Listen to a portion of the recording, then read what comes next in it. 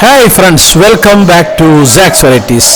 Govind Devji temple ഈ ജയ്പൂരിലൊരു പ്രസിദ്ധമായൊരു ഹിന്ദു ക്ഷേത്രമാണ്. അപ്പോൾ ഇതിൻ്റെ അകത്തെ കാഴ്ചകളും ഇതിൻ്റെ ചുറ്റുവട്ടത്തുള്ള കാഴ്ചകളൊക്കെയാണ് നമ്മളൊരു എപ്പിസോഡ്. അപ്പോൾ നിങ്ങൾ സ്കിപ്പ് ചെയ്യാതെ മുഴുവനായിട്ട് കാണണം.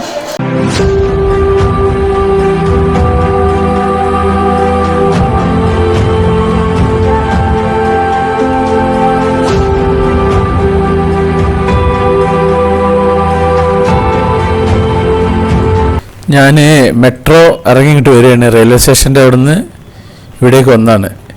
ഇവിടേക്ക് ഈ സ്റ്റോപ്പിന് പറയുക ബഡി ചോപ്പർ എന്നാണ്. ഇപ്പോൾ ഇവിടെയാണ് കുറേ ടൂറിസ്റ്റ് പ്ലേസും കുറച്ച് അമ്പലങ്ങളും സിറ്റി പാലസും ഹവാമാളും ഒക്കെ ഉള്ള ഭാഗമാണ് ഈ ഒരു ഭാഗം, ഈ ബഡി ചോപ്പർ ഭാഗം. അപ്പോൾ ഇവിടുന്ന് ഞങ്ങൾ കുറച്ച് നടക്കേണ്ട ദൂരമുള്ളൂ. അപ്പോൾ ഇവിടെ ഒരു സിറ്റി പാലസ് ഉണ്ട്. ഇതാണ് അതിലേക്കുള്ള വഴി, സിറ്റി പാലസ്. ഇതൊക്കെ ജന്തർ മന്ദറിൻ്റെ ഒക്കെ അടുത്ത് തന്നെയാണ് ഈ കാണുന്നതൊക്കെ. ഇതൊക്കെ ഒരു സർക്കിളിൻ്റെ ഉള്ളിലാണ് ഈ കംപ്ലീറ്റ് ടൂറിസ്റ്റ് പ്ലേസുകളുള്ളത്. ജയ്പൂരിലൊരു രാജകീയ വസതിയും പിന്നെ ജയ്പൂർ സംസ്ഥാനത്തെ മുൻ ഭരണാധികാരികളുടെ ആസ്ഥാനമാണ് ഈ സിറ്റി പാലസ് എന്ന് പറയുന്നത്. മഹാരാജ സവായ് ജയ്സിംഗ് രണ്ടാമൻ്റെ ഭരണത്തിന് കീഴിലാണ് ഈ ജയ്പൂർ നഗരം സ്ഥാപിതമായതിന് തൊട്ടു പിന്നാലെ നിർമ്മാണം ആരംഭിച്ചതാണ് ഈ സിറ്റി പാലസ്. 1727 ആംബറിൽ നിന്ന് ജയ്പൂരിലേക്ക് അദ്ദേഹം തൻ്റെ കൊട്ടാരം മാറ്റി. 1949 വരെ ജയ്പൂർ രാജ്യത്തിൻ്റെ തലസ്ഥാനമായിട്ട് തുടർന്നിരുന്ന ഈ ഒരു ഭാഗം. പിന്നെ അത് നമ്മുടെ രാജസ്ഥാൻ്റെ തലസ്ഥാനമായിട്ട് മാറിയത്. ജയ്പൂർ മഹാരാജാവിൻ്റെ ആചാരപരവും ഭരണപരവുമായ ഇരിപ്പിടമായിട്ടായിരുന്നു മുമ്പ് ഇത് പ്രവർത്തിച്ചിരുന്നത്. ഈ കൊട്ടാരത്തിൻ്റെ നിർമ്മാണം 1732 ഇത് പൂർത്തിയായിട്ട്. പിന്നെ അത് മതപരവും സാംസ്കാരികവുമായ പരാമർശിക്കും പിന്നെ കലാ, വാണിജ്യം, വ്യവസായം എന്നിവയുടെ രക്ഷാധികാരി ഇവിടെയായിരുന്നു. മുഗൾ രജപുത്ര വാസ്തുവിദ്യാ ശൈലികളുടെ ഇവിടെ സംയോജിപ്പിച്ചിട്ടുള്ളൊരു വാസ്തുശാസ്ത്ര നിയമങ്ങൾക്കനുസരിച്ചിട്ടാണ് ഇത് നിർമ്മിച്ചത്. ഇപ്പോൾ ഇത് മ്യൂസിയമായിട്ടാണ് പ്രവർത്തിക്കുന്നത്. പിന്നെ അതിന് പുറമെ ഇവിടെ ജയ്പൂർ രാജകുടുംബത്തിൻ്റെ ഭവനമായിട്ട് ഇതിപ്പോഴും തുടരുന്നുണ്ട്. ഞാൻ മ്യൂസിയത്തിൻ്റെ അകത്തേക്ക് പോകുന്നില്ല, എനിക്ക് ഒന്നാമത് ടൈമില്ല കാണാൻ. അപ്പോൾ ഞാൻ ഇതിൻ്റെ അവിടെ നിന്ന് പുറത്തേക്ക് ഇറക്കുകയാണ്. ഇപ്പോഴും സൂര്യൻ പുറത്തിറങ്ങിയിട്ടില്ല, സൂര്യൻ ഇപ്പോഴും മൂടി നിൽക്കുകയാണ്. ഇതിൻ്റെ പരിസരത്ത് തന്നെയാണ് ഹവാമാൾ ഉള്ളത്, പിന്നെ ജന്തർ മന്ദർ ഉള്ളത്. ഇതൊക്കെ ഈ ഒരു പരിസരത്ത് ഒരു വലിയൊരു ചുറ്റുപാടാണ്. ഇവിടെ സാറിന് ബസ്സൊക്കെ വന്ന് നിർത്തിയിട്ട് കഴിഞ്ഞാൽ പിന്നെ അങ്ങനെ കംപ്ലീറ്റ് കറങ്ങി എല്ലാതും കണ്ടിട്ട് പിന്നെ അങ്ങനെ തിരിച്ചു പോകാം. അത്രക്കും ഏരിയ ഉണ്ട് ഇവിടെ. ഈ സിറ്റി പാലസ് തന്നെ ഒരുപാട് കാണാനുണ്ട്.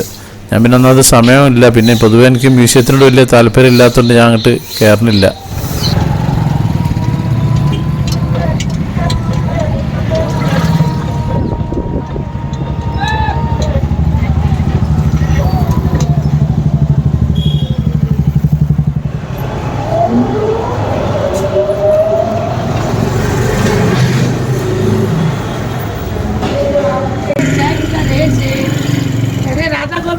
ഇനി നമുക്ക് ഇവിടുത്തെ കുറച്ച് ഫ്രൂട്ട്സുകളും പച്ചക്കറി കച്ചവടങ്ങളൊക്കെ ഒന്ന് കാണാം ലൈവായിട്ട്.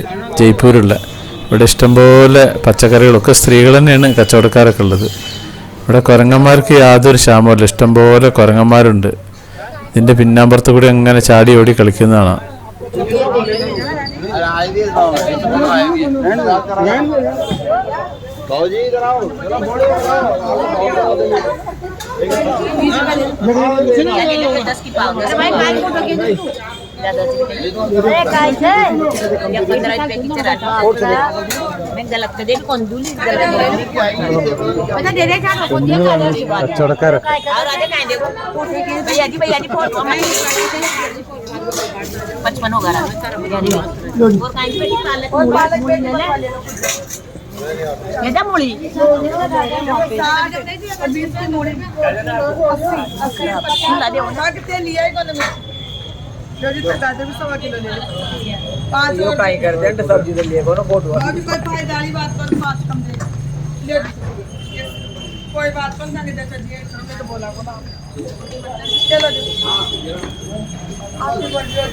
ഞാൻ നേരത്തെ പറഞ്ഞല്ലേ കുരങ്ങന്മാരതിൻ്റെ പിന്നാലെ കൂടി ഇങ്ങനെ ഊഞ്ഞാലാടിയിട്ടും അങ്ങനെ കളിപിളിയായിട്ട് നടക്കുന്നുണ്ട്. ഇഷ്ടം പോലെ ഉണ്ട്. കുരങ്ങന്മാർക്ക് യാതൊരു ക്ഷാമമില്ല ഇവിടെ.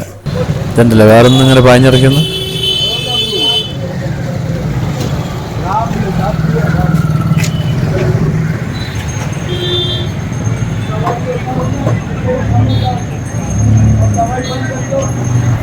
ഇവിടെ വൈഷ്ണവ പാരമ്പര്യമുള്ള ഒരു ഗോവിന്ദ് ദേവ്ജി ക്ഷേത്രമുണ്ട്. ആ ഒരു ക്ഷേത്രം കാണാനാണ് പോകുന്നത്.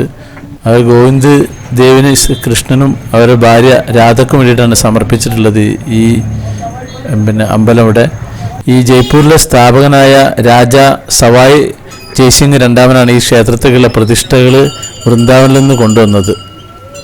ഈ വൈഷ്ണവ ക്ഷേത്രം ഇവിടെയുള്ള ജയ്പൂറുകാർക്ക് ഏറ്റവും പവിത്രവും പ്രാധാന്യമുള്ളതായ ക്ഷേത്രമായിട്ട് ഇവർ കണക്കാക്കപ്പെടുന്നുണ്ട്.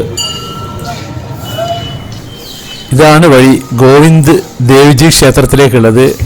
അമ്പലത്തിനുള്ളിൽ കയറാനുള്ളവർക്ക് ചെരുപ്പ് കൂടെ അയച്ചു വെച്ചിട്ട് പോവാം, അതല്ലെങ്കിൽ പുറത്തു കൂടി വേണ്ടവർക്ക് ചെരുപ്പ് അയക്കാതെ തന്നെ പോവാം. അപ്പോൾ ഇതാണ് അമ്പലവും അതിൻ്റെ പരിസരവും കാര്യങ്ങളും. അപ്പോൾ ഇവിടുത്തെ കാര്യങ്ങളൊക്കെ നമുക്കൊന്നിങ്ങനെ കേൾക്കാം. അവിടെ പല പാട്ട് കാര്യങ്ങളൊക്കെ കേൾക്കുന്നുണ്ട്, പ്രാർത്ഥനകളൊക്കെ ഉണ്ട്. അപ്പോൾ അതിൻ്റെ അകത്തേക്ക് അങ്ങോട്ട് കയറണമെങ്കിൽ ചെരുപ്പ് അയച്ചു വെച്ചിട്ട് വേണം കയറാൻ. ഞാനിപ്പോൾ പുറത്താണുള്ളത്.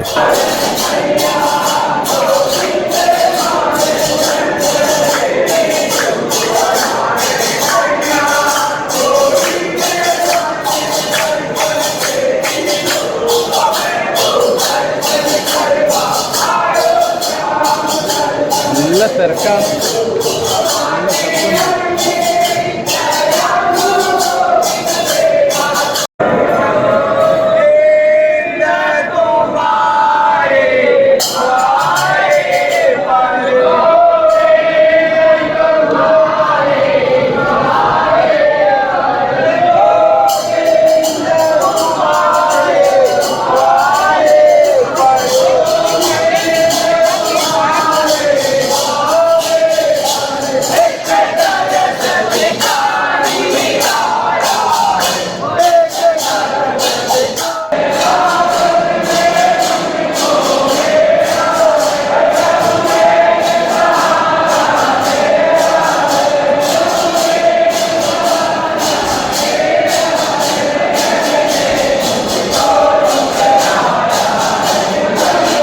ഇവിടെ പ്രാർത്ഥനാമയാണ്.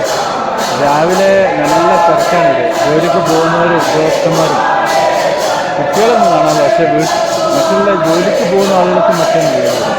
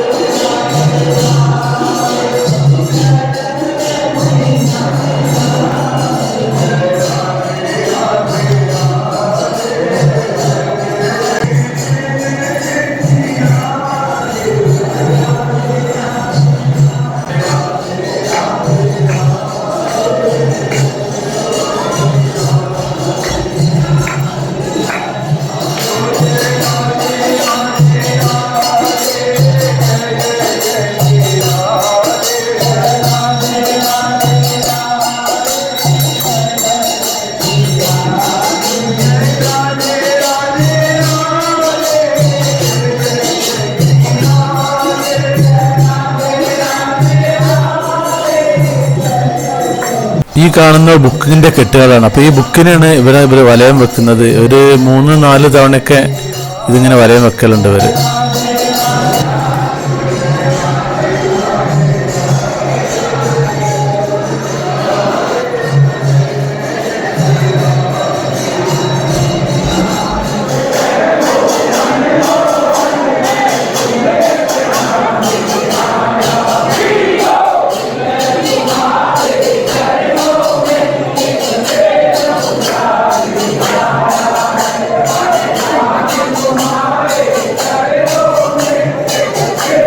ഇത് പുറത്തേക്ക് പോകുന്ന വഴിയാണ്. ഒരു പന്തലൊക്കെ കിട്ടിയിട്ടുണ്ട്. അത് മഴക്കാലത്തൊക്കെ പോകാനാണ് തോന്നുന്നുണ്ട്, അല്ലെങ്കിൽ വെയിലുള്ള സമയത്ത്.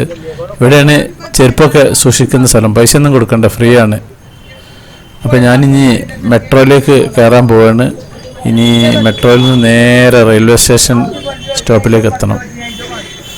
അണ്ടർഗ്രൗണ്ടിലാണ് മെട്രോ ഉള്ളത്. ബഡി ചൗപ്പട് അവിടെയാണുള്ളത്.